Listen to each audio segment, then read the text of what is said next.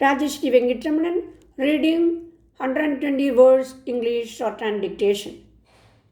You should write each dictation minimum 3 or 4 times. Please like, subscribe and share to your friends. Okay, we can start.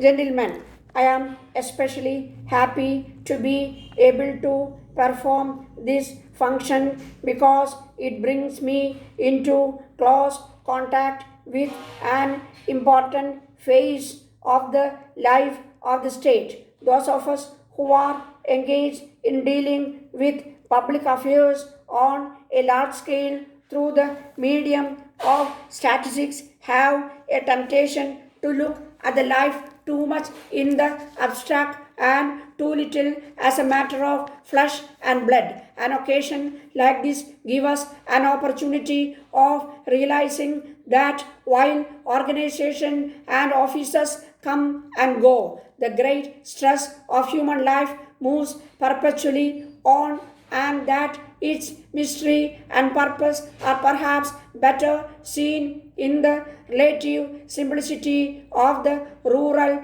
areas than among the complexities and the artificial atmosphere of large cities. The occasion which brings us together indicates a growing desire on your part for increased social intercourse. This is a matter in which India is very much behind other countries. It is a curious paradox that while Indian philosophical, though and religious aspirations say the unity of all life, the general tendency among the majority of Indian people has been towards individual action. We are as yet far from being adepts in what other countries call teamwork. We do not know how to play the game. We are perhaps too fond of hampering instead of helping one another. We are coming,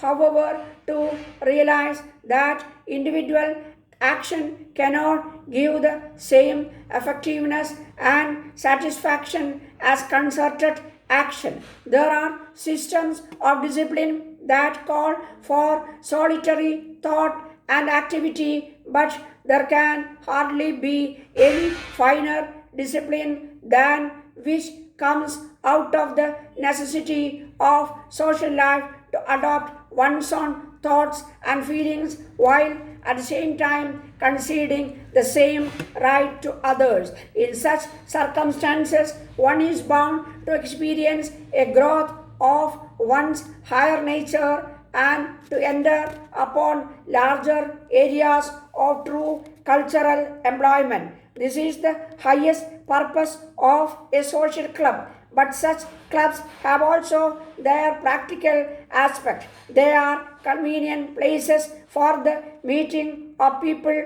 interested in similar classes and avocations, and they enable the members to come into touch with the larger world through newspapers and magazines in a way beyond the financial possibilities of most. With the development of radio broadcasting, they may become local centers of education and entertainment by establishing receiving stations and allowing groups of people to listen into programs of good music and helpful address. There is something very impressive in taking part in the opening of a new building, especially one dedicated to a more or less public purpose. It is like being concerned in the birth of a new being with all its potentialities for good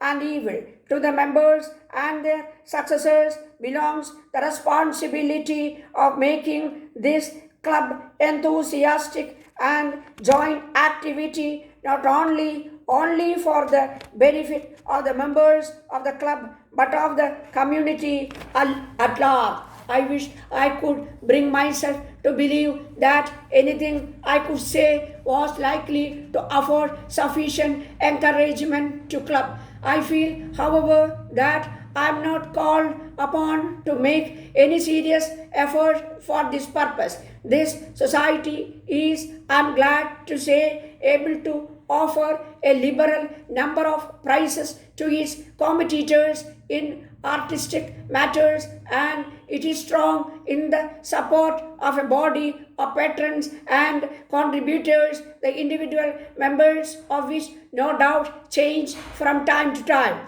My disinclination to trouble you with a speech is moreover increased by the consciousness that I am not fitted to talk to you about art and artistic matters. I should therefore be afraid, particularly in the presence of so many ladies and gentlemen who are artists, to betray my own ignorance if I attempted to lay down the law, and my only excuse must be found in the fact that the whole race of representatives of the states are privileged to speak upon subjects regarding which they cannot pretend to have any very special knowledge, and I am not sure that the practices does very much harm, because after all, when they talk about such subjects, they do so not as experts but as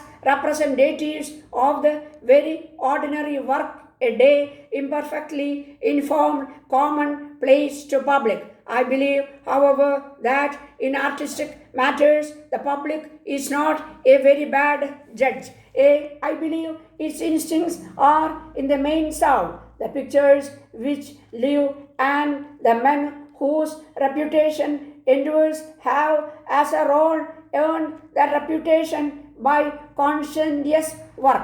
I must thank the organizers of this function for having invited me to say a few words on this happy occasion. I am also very happy that I have the opportunity to see the talented artists here.